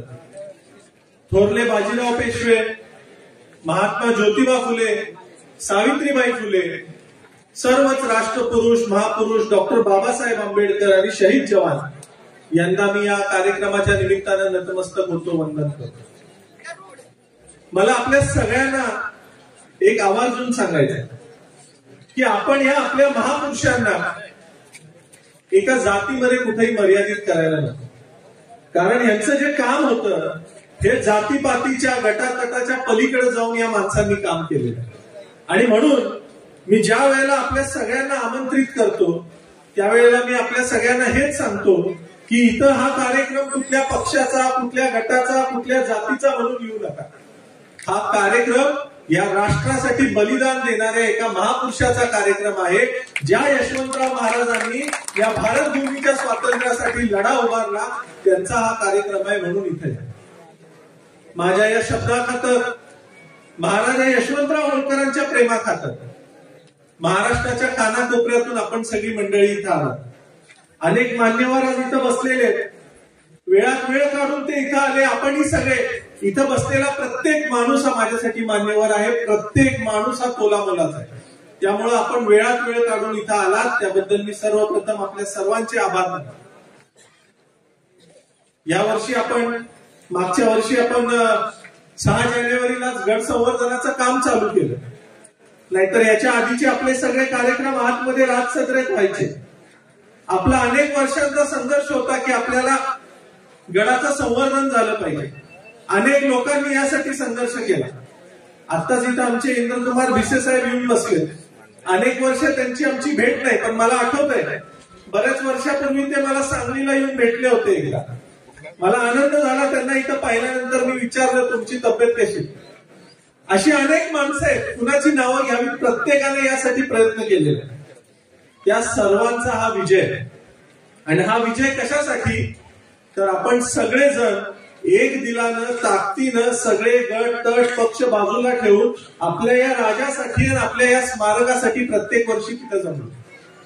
आजचं हे 5वं वर्ष आहे. यावर्षी थोडी आपल्या सगळ्यांची गैरसोय झाली असेल. इथं बसायला अडचण आहे. मला फार वाईट वाटत होतं, कारण प्रत्येकाला जागा मिळते की नाही माझं प्रत्येकाकडे लक्ष होतं. मी तुमच्या सर्वांची दिलगिरी व्यक्त करतो. पण ही जी गैरसोय झालेली आहे, आपण सगळी तोलामोलाची माणसं आहात, पण ही कशासाठी झाली तर आपल्या राजाच्या राजवाड्याचं काम इथं चालू आहे. आणि ते काम झाल्यानंतर आपल्या सगळ्यांचं हक्काचं अभिमानाचं स्थान इथं उभं राहणार आहे. आणि त्यावेळेला जंगी उत्सव आणि जंगी कार्यक्रम आपल्याला तिथं मोठ्या प्रमाणात करायचे आहे. त्यामुळे येणारे 1 वर्ष 2 वर्ष थोडासा आपल्याला त्रास होईल, आपल्याला अडचण होईल, प्रत्येकाला आपल्याला व्यवस्थितपणे मला एंटरटेन करता येणार नाही. त्याबद्दल मी पुन्हा एकदा हात जोडून तुमची माफी मागतो. पण आपल्याला ही जी चळवळ आपण सुरू केलेली आहे, या ज्या चळवळीला आपण सगळ्यांनी मागच्या 5 वर्षामध्ये त्याच्या आधी अनेक वर्षांपासून जे खतपाणी घातलेलं आहे, ती जर आपण अशीच ठेवली, मला तुम्हाला सांगायचं आहे तर त्या देशमुख मॅडम येत आहेत, तुम्हाला आश्चर्य वाटेल. महाराष्ट्रामध्ये ज्या गोष्टी आता इथं आपल्याकडे राजसत्रेमध्ये सापडलेत ना, इकडं पलीकडे डोंगरावर हत्ती तलाव, तिथं उंचावर पाणी साठवलं जायचं. आणि त्या हत्ती तलावाचं पाणी पुन्हा अंडरग्राऊंड पाईप्सने इथं राजसत्रेमध्ये येतं. तिथं भिंतीच्या आतमध्ये हौद आहे, तो आजही अजूनही चालू कंडिशन मध्ये आहे. आम्ही त्याचं टेस्टिंग सुद्धा करून बघितलं. त्या हौदामधून पाणी येतं खाली कारंजे. मित्रांनो, आपण दरवर्षी राज्याभिषेक आतमध्ये घेत होतो, जिथं आपण स्टेज लावत होतो. आपण साईडला भूमिपूजन केलं. 3 फूट वर जमिनीच्या वर माती होती. ती माती आता ज्या वेळेला आपण क्लिअर केली, त्यावेळेला खाली त्यावेळेला जे सिंहासनाचा चौथरा होता, त्याचे जे कारंजे होते, हे सगळे कारंजे आपल्याला तिथं सापडलेले तुम्हाला सगळ्यांना बघायला मिळतील, तुम्ही तिथे गेला. आणि हे कारंजे अजून सुद्धा चालू आहे. मी मगाशी जो मुद्दा सांगितला की आर्किओलॉजीच्या पॉइंट ऑफ व्ह्यूने सुद्धा महाराष्ट्रामध्ये कुठल्याही किल्ल्यामध्ये अजून सुद्धा अशी सिस्टम सापडलेली नाही. त्यामुळे किती मोठं काम आहे. काल आम्ही तिथं एक्सकव्हेशन करताना आम्हाला तिथं ताजमहल मध्ये जसं मार्बल इनले वर्क आहे, मार्बलचं काम आहे त्या ताजमहल मध्ये, त्याच्यात वेगवेगळ्या रंगाचे दगड बसवले, तशा काही गोष्टी इथं सापडत आहेत. ह्या सगळ्या गोष्टी, एवढं छान स्मारक आपल्या पूर्वजांनी इथं बांधून ठेवलं होतं, पण ते स्मारक इतके वर्ष दुर्लक्षित होतं. आणि ते तुमच्या सगळ्यांच्या पाठबळामुळे. सगळेजण मला म्हणतात राजांनी इथं कार्यक्रम का चालू केला. हा काय मला इथं हिरो व्हायचंय किंवा मला काहीतरी मिळवायचंय म्हणून नाही. हा कार्यक्रम यासाठी सुरू केला की ज्या महापुरुषांनी आपल्यासाठी आज जे आपण स्वातंत्र्य उपभोगतो, मगाशी इथं पृथ्वीराज बोलताना म्हणाला की महाराजा यशवंतराव होळकर हे शीख धर्म स्वीकारायला सुद्धा तयार झाले होते. पण त्यांना शीख धर्म स्वीकारायची वेळ का आली, म्हणजे त्यांच्या मनामध्ये ती खतखत का निर्माण झाली, तर आपल्या मातृभूमीसाठी लढायला मातृभूमीमधली लोक एकत्र येत नव्हती. पण तो जो ठराव त्यांनी केलेला होता, जे त्यांनी ठरवलं होतं की मातृभूमीला काही झालं तरी इंग्रजांपासून वाचवायचं, मग त्यासाठी जे जे करायला लागेल ते मी करायला तयार आहे, पण ही माझी मातृभूमी वाचली पाहिजे, हा भारत देश वाचला पाहिजे. म्हणून यशवंतराव महाराजांनी शीख धर्म सुद्धा मी स्वीकारतो, पण किमान मला ताकद द्या, मला लढू द्या, या भारत देशाला स्वातंत्र्य मिळू द्या, यासाठी यशवंतराव होळकरांचा तो प्रयत्न होता. मग अशा महापुरुषांचं स्मारक असंच वाऱ्यावर सोडून द्यायचं का? अशाच तिथले विटा दगड माती चिरा आपण निघून जाऊ द्यायचं का? राजस्थानमध्ये फिरताना आपण एवढे मोठमोठाले गडी वाडे तिथले पाहतो. ते पाहिल्यानंतर अंगावर काटा येतो आणि मला वाईट वाटतं की ह्यांच्यापेक्षा कित्येक पटीने मोठा पराक्रम या महाराष्ट्राच्या मातीने केला. आज इथं आपल्या बरोबर उदयदादा पवार सुद्धा बसलेले, धारच्या पवार कुटुंबातले ते वंशज आहेत. इथं आपल्यापासून अगदी काही अंतरावर मलठणला त्यांची सुद्धा गडी आहे, तिथं ते राहायला असतात. काय पराक्रम आहे या घराण्यांचा. मगाशी त्यांना आनंदराव पवारांचं सुद्धा इथं उदाहरण दिलं. आणि आज आपण काय करतोय, आपल्या स्मारकांबद्दल आपली काय आत्मीयता आहे. या कार्यक्रमाला म्हणून मी हात जोडून विनंती करतोय की ह्याला राजकीय कार्यक्रम म्हणून बघू नका. मी आज कुठल्या पक्षात आहे, तुम्ही कुठल्या पक्षात आहे, कोण कुठल्या पक्षाचं काम करतंय, काय देणं घेणं नाही आपल्याला. इथं येणारा प्रत्येक माणूस हा फक्त यशवंतराव होळकरांच्यासाठी आणि या वाड्यासाठी इथं आला पाहिजे हे मला वाटतं.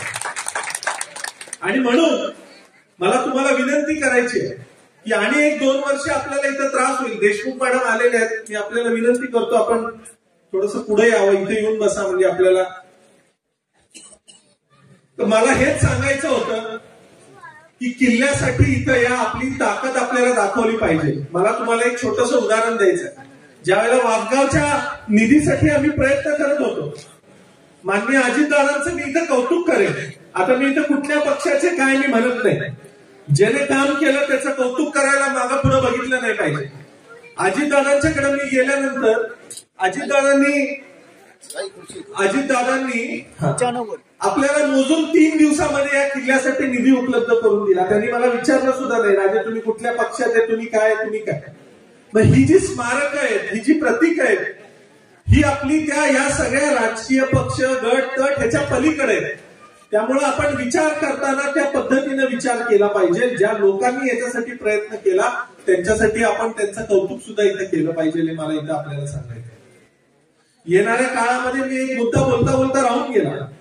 आपल्याला निधी मिळाला 25 कोटी, त्याच्यातला पहिला टप्पा आपल्याला मिळाला किती 7.5 कोटी. आणि त्याच वेळेला इतर अशी अनेक स्मारक आहेत, मला कुणाचं नाव घ्यायचं नाही, जिथं त्या स्मारकाचे अवशेष सुद्धा नाहीत, आपल्याला कळायला मार्ग नाही खरं तो स्मारक होतं का नव्हतं.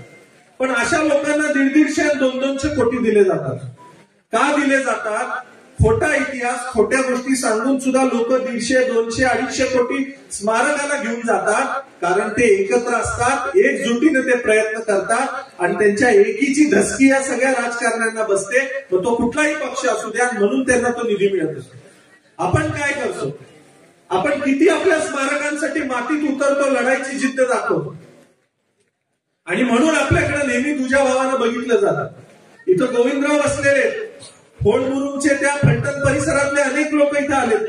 सुभेदार मल्हारराव होळकरांच्या स्मारकासाठी आपण प्रयत्न करतोय, आपल्याला निधी मिळत नाही. होळकर छत्रीसाठी समीरराव इथं बसलेले, किती संघर्ष केला, काय केलं ते त्यांना विचारा. पुण्यात एका बाजूला महाजी शिंदेची, त्यांचा काय अनादर आहे असं नाही, महाजी शिंदेचा सुद्धा मी आदर करतो. पण एकदा शिंदे छत्री बघा आणि इकडे होळकर छत्रीची अवस्था बघा. मग आपल्या बाबतीतच असं का?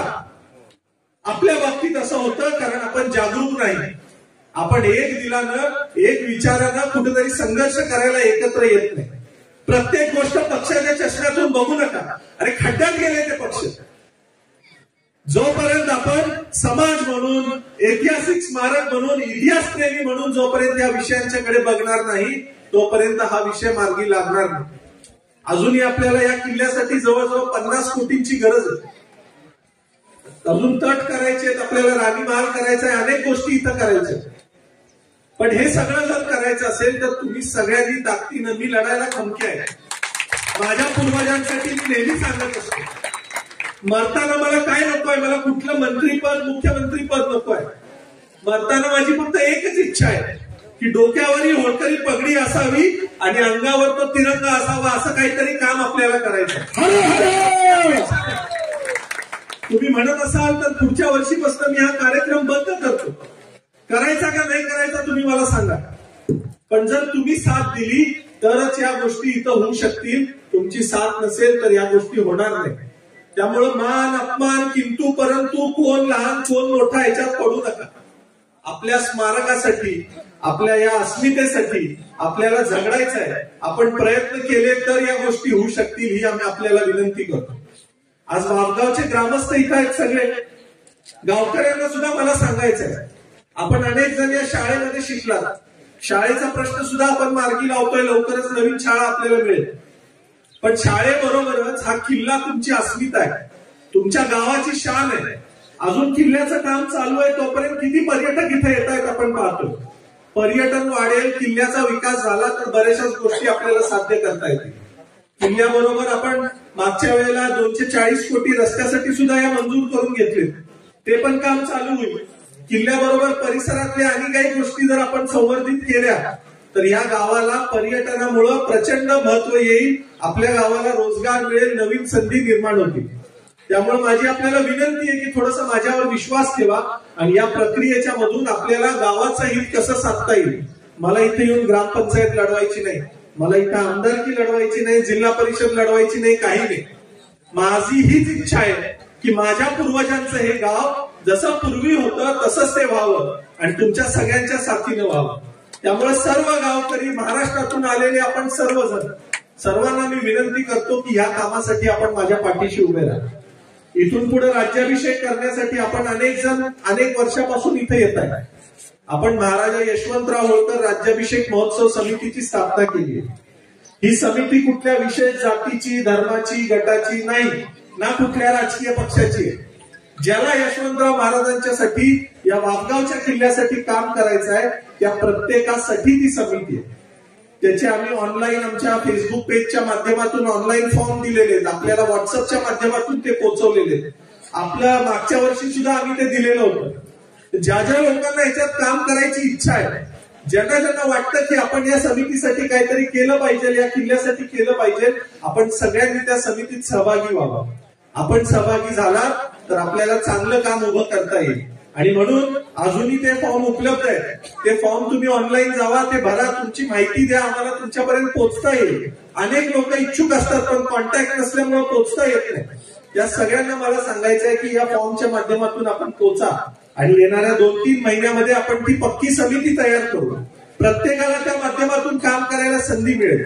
इतकं मी आपल्याला सांगतो, फार वेळ मी घेणार नाही. आपण पुन्हा एकदा सगळेजण महाराष्ट्राच्या कानाकोपऱ्यातून आलात, यशवंतराव महाराजांच्या सन्मानासाठी इथं आलात आणि त्यामुळं इथून पुढेही आपण इथं याल. या वास्तूचं काम आहे ते आपण पाहाल ही मी आपल्याला विनंती करतो. आलेल्या सर्व मान्यवरांचं मी पुन्हा एकदा अभिनंदन करतो की आपण वेळात वेळ काढून इथं आलात. आणि मगाशी आपले काही सत्कार राहून गेले, त्या सत्कारासाठी पण इथं काही आलेले आहेत. माझं भाषण झाल्यानंतर मी आपल्याला विनंती करेन की आपण देशमुख त्यांचा सत्कार करायचा आहे आणि मी त्यांना 1-2 मिनिटं विनंती करेन की त्यांनी सुद्धा 2 मिनिटं थोडंसं बोलावं इथं. आणि मी इथं थांबतोय, तुम्ही मला विचार करून सांगा. तुम्ही जर म्हणत असाल की राजे हे थांबवा तर मी इथं थांबवतो. तुमची जर इच्छा असेल की हे काम आपल्याला शेवटाला न्यायचं आहे तर तुमची पाठबळ, तुमची मदत मला याच्यामध्ये लागणार आहे. त्यामुळं कोणताही किंतु परंतु न ठेवता इथं आलेल्या प्रत्येकानं जबाबदारीनं आपली कामगिरी पार पाडा, एवढीच मी विनंती करतो आणि थांबतो. आज इथं आपल्या बरोबर अनेक लोकांनी इथं पुस्तकाचे स्टॉल लावलेत, त्यांच्या पुस्तकांचा लाभ घ्या. ऐतिहासिक प्रदर्शन आहे त्याचा लाभ घ्या, रक्तदान शिबिर आहे त्याचा लाभ घ्या. आणि या वाघगावसाठी संघर्ष करणाऱ्या बऱ्याच जणांचे इथं मला फोन येतात, राजे आमचं नाव नाही घेतलं, आमचं नाव नाही घेतलं. अरे सगळ्यांनी तोला मोलाचं काम केलंय, तुम्ही सगळेजण महत्वाचे आहात. मी तुम्ही म्हणत असाल तर इथं दंडवत घालतो, पण या नावाच्या आणि याच्या भानगडीत पडू नका. आपल्याला सगळ्यांना एक दिलानं काम करायचं आहे. जो मला दिसतो त्याला मी सोबत घेत असतो. माझ्या मनात कुणाही बद्दल कसलाही किंतु परंतु नसतो. इतकी मी विनंती करतो आणि इथं थांबतो. जय हिंद, जय महाराष्ट्र, धन्यवाद. जय वल्लभ. 2 मिनिटं ठीक आहे भाषण करणार. महाराजांनी ज्या भावना व्यक्त केलेल्या आहेत त्या भावनेशी आपण सगळे मत सहमत. मला एवढी तुम्हाला विनंती करायची, भविष्य काळात आपल्याला संघटित होऊन याला निधी मिळवण्यासाठी या राज्याचे अर्थमंत्री माननीय नामदार अजितदादा पवार जोपर्यंत या खात्याचे अर्थमंत्री आहेत त्यांच्या कालावधीमध्ये भरपूर निधी देण्याची त्यांची तयारी आहे, तयारी राहील. त्यासाठी आपण एक स्वतंत्र समिती नेमा, त्यामध्ये जिल्ह्याचे राज्याचे लोकप्रतिनिधी राहू द्या, सगळे एकत्र व्हा आणि या कार्यक्रमाव्यतिरिक्त एक बैठक बोलवा आणि साहेबांना स्वतंत्र शिष्टमंडळ घेऊन दादांना भेटू आणि सांगू, दादा एवढा देशाच्या देशाच्या इतिहासामध्ये एवढा पराक्रमी राजा आपल्या जिल्ह्यामध्ये आहे, त्याचं स्मारक उभं करण्यासाठी तुमच्या काळामध्ये शेकडो कोटीचं योगदान द्या, एवढी विनंती करण्यासाठी आपण सगळेजण एकत्र या आणि नियोजन करा असं महाराजांना विनंती करतो आणि माझे दोन या ठिकाणी पुरातन खात्याचे आर्किटेक्ट वापगाव किल्ला संवर्धनासाठी आपले राजभूषण होळकर स्वतः आर्किटेक्ट आहेत, त्यांच्या बरोबर काम करणाऱ्या वापगाव किल्ले संवर्धनासाठी अत्यंत सुंदर काम करणाऱ्या आर्किटेक्ट सौ देशमुख मॅडम यांचा या ठिकाणी सत्कार संपन्न झालाय. साहेबांनी आपल्याला विनंती केली, आपण 2 शब्द घ्या.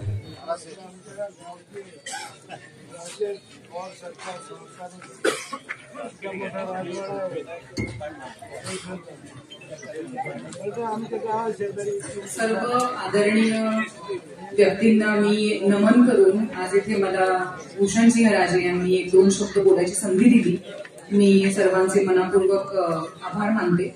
आज तुम्ही पण इतक्या संख्येने इथे आलात आणि गेले जवळजवळ वर्ष आता होईल आम्ही या गढीवरती काम करतोय.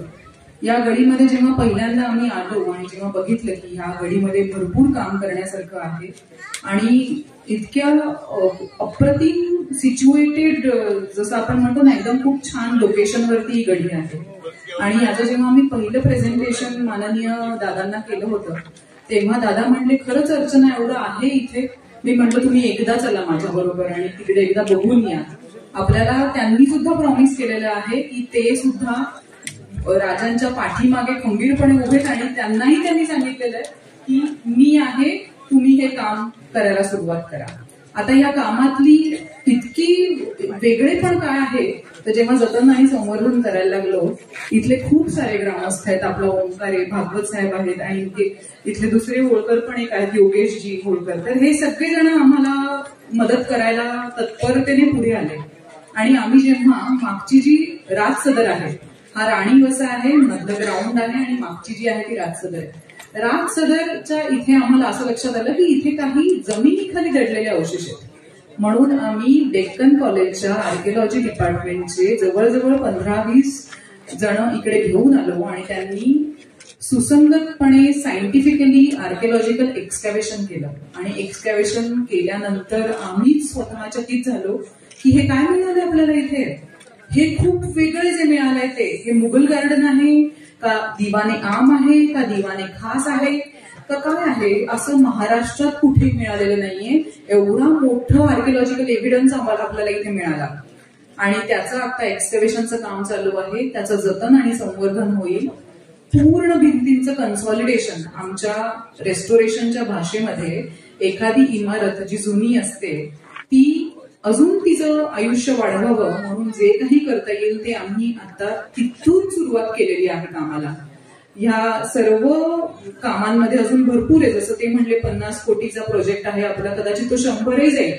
कारण का जसं डॉक्टरांकडे कोणी गेल्यानंतर ऑपरेशन करताना एक एक लेअर उघडून बघितल्यानंतर आपल्याला कळतं की अरे नाही 2 नाही 4 गाठी आहेत, तसं एक एक लेअर आपण जेव्हा वापगाव हा जसं वृद्ध गृहस्थ आहे आणि जेव्हा आपण एक एक लेअर उघडत गेलो तसं तसं त्याच्या पोटातनं आपल्याला गोष्टी मिळतात आणि त्या इतक्या आश्चर्यचकित करणाऱ्या आहेत. आम्ही त्याच्यावरती रिसर्च करतोय, मटेरियल स्टडी करतोय. इथे अप्रतिम पाण्याची कारंजी मिळाली. आजही इथे पाण्याच्या दाबाने कारंजी आपोआप उडतात. त्याला कुठल्याही प्रकारचं इलेक्ट्रिसिटी लागत नाही.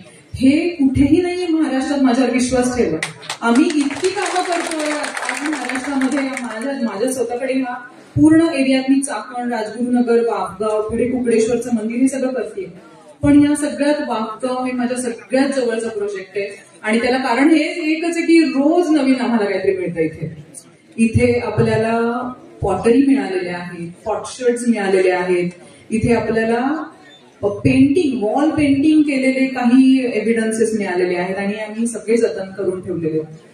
भविष्यात विचार करा तुमच्यापैकी कित्येक जण बाहेर गावी बाहेर देशी गेले असतील. खूप मोठे मोठे म्युझियम्स असतात तिथे छोटे छोटे दगड इतका महत्वाचा म्हणून आपण वारसा म्हणून ठेवतो तिथे.